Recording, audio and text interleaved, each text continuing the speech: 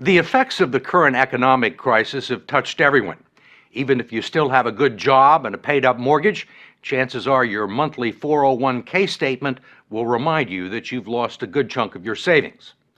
Trillions of dollars have evaporated from those accounts that have become the prime source of retirement funds for a majority of American workers, affecting their psyche and their future. If you're still young enough, there's time to rebuild and recover.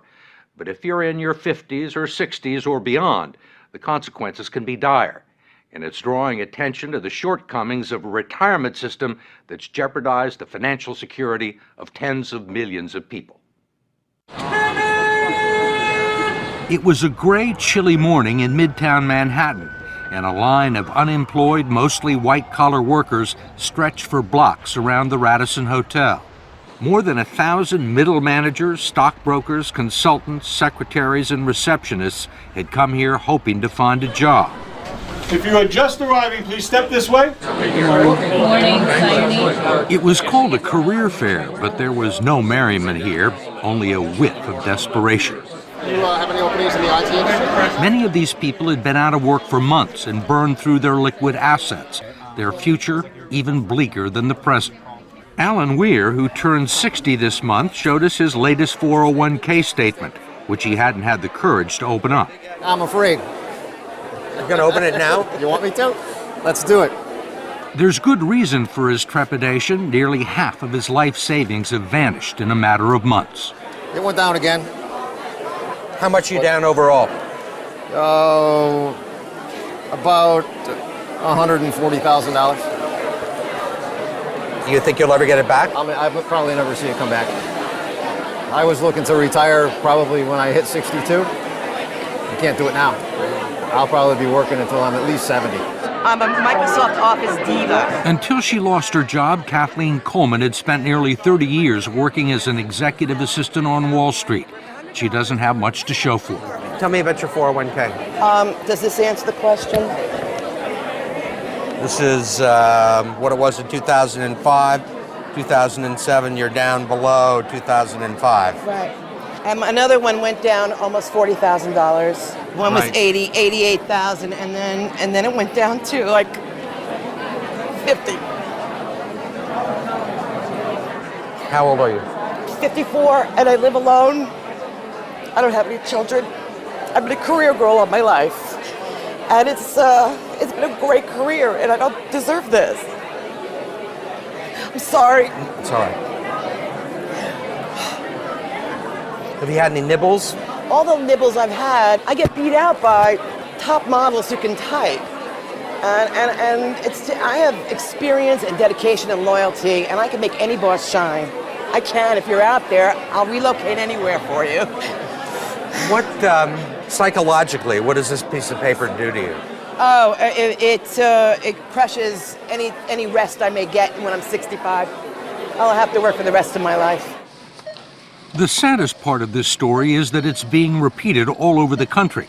In eastern Pennsylvania, 59-year-old Iris Hans lost her accounting job and half of her 401k investments. She's now back in the workforce as a part-time cashier in a grocery store. Your debit card? You have a great day. In Dearborn, Michigan, Terry and Donna McNally are barely holding on. He lost his sales job in August. The condo they bought 15 years ago is worth less than their mortgage, and 40% of his 401k retirement savings is gone. Donna is the main provider now. Let me hear you count to 10. Can you count to 10? 1, 2, Running a daycare center out of their home. 6, 7, 8, 9, 10. Are you here for Joan? Terry considers himself fortunate to have found part-time work greeting the bereaved at a funeral home and making lattes at Starbucks, There you go. where colleagues young enough to be his grandchildren have taken him under their wing. What's the hardest part? I'm no longer sitting in a computer or driving in a car to a call. You know, suddenly I'm standing for 4 to 6 hours and greeting people or making drinks or trying to learn the process and the food business thing, which is very difficult. It's tough, but I'm proud of him. At his age, to be doing what he's doing.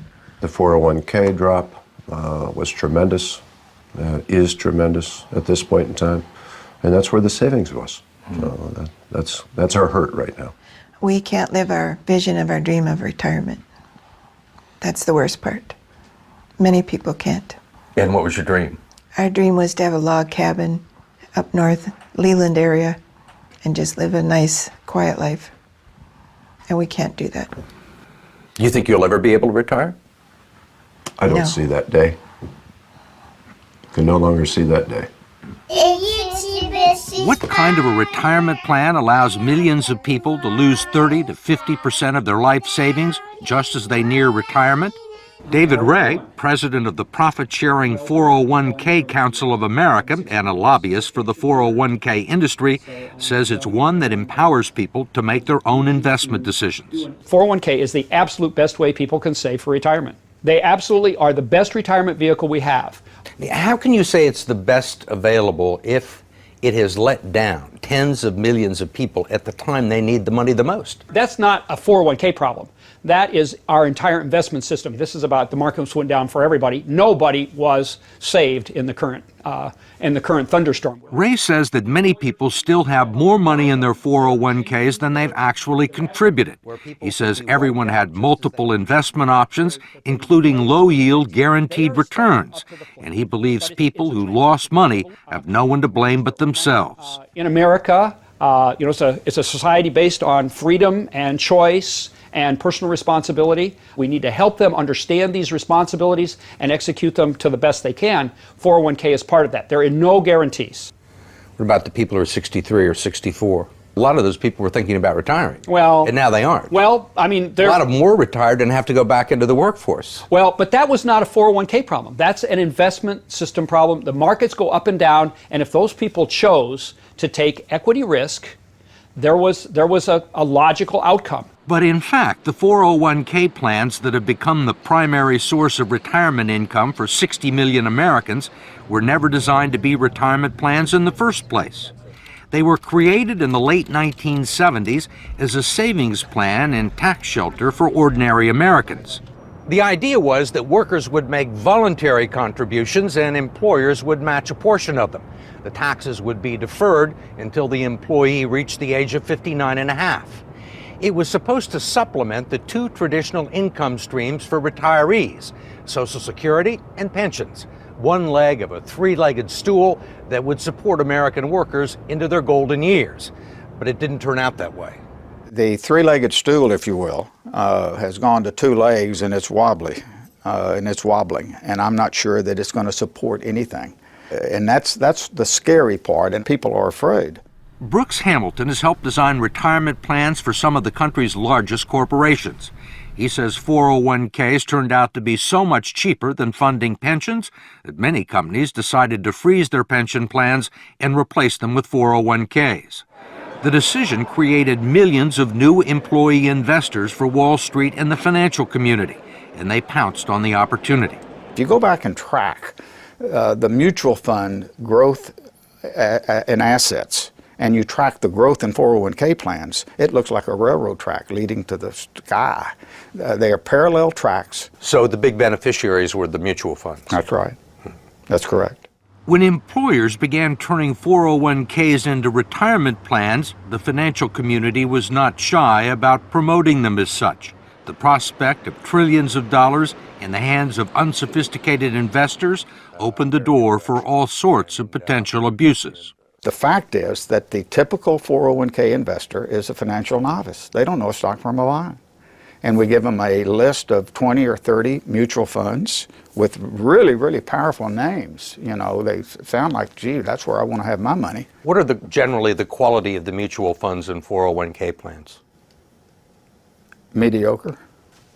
I'll be real honest with you. With half the funds on the list, really dogs, what people would characterize as dogs, shouldn't be on the list to start with. There clearly has been a raid on these funds by the people of Wall Street, and it's cost the savers and the future retirees a lot of money that would otherwise be in their account, independent of the financial collapse. Representative George Miller of California is chairman of the House Committee on Education and Labor and a staunch critic of the 401k industry, especially its practice of deducting more than a dozen undisclosed fees from its clients' 401k accounts. Now you got a bunch of economic wizards jumping in and taking money out of your retirement plan, and they don't want to tell you how much. You can't decipher it in simple English, and they're not interested in disclosing it or having any transparency about it. And most of the people that look at their 401ks have no idea that these fees are being taken out. No. Where would you find it? Where would you find these fees in this prospectus? You can look on any page you want, and when you're all done reading it, and you will find some of the fees and the commissions here, but you won't find them all, and I bet you won't find half of them. There are legal fees, trustee fees, transactional fees, stewardship fees, bookkeeping fees, finder's fees, and the list goes on and on. Miller's committee has heard testimony that they can eat up half the income in some 401k plans over a 30-year span, but he has not been able to stop it. We tried to just put in some disclosure and transparency in these fees, and we felt the full fury of that financial lobbying. David Ray, a lobbyist for the 401k industry, says he favors disclosing the fees, but his partners in the financial industry don't. You think most people know these fees exist? I think they know that there are fees. They don't know exactly how large they are. Why do you think the financial services industry is opposed to fee transparency? I don't know that they're opposed to it. I think the issue is... You don't think they're opposed to it? Well, they want to keep... You're a lobbyist in Washington, right? You know they're opposed to it. George Miller hasn't been able to get a bill to the floor. I think they want to keep the systems as simple and not make changes. They like the way things are, and whenever you push people out of their comfort zones, you know, it's an issue. I mean, they're comfortable with the situation because they're making a ton of money, or they have made a ton of money. Well, and their systems are set up in certain ways. You know, this is going to be a big change. We wanted to ask David Ray, who's been so bullish on 401k plans, one last question about what the future holds for people like Terry and Donna McNally and Kathleen Coleman, who you met at the beginning of this story. Dedicated, loyal, I can be there, there's nothing standing in my way. Thank you. Need a babysitter? Most of the people that we've talked to are 50 and 60 years old, right, and have sustained these losses, say there is no way they're ever going to make them back. Right. Do you agree with that? I think we have to be truth tellers. I think that when a person has hit this point, and we've had this unfortunate situation, I don't think we can misrepresent what the possibilities are. And the reality is that money's not coming back that they've lost. They can't count on it. They have to, maybe they have maybe if they work 10 more years, it'll come back by the 10, but it's important that they not have unrealistic expectations. For more information on your 401k, go to 60minutes.com.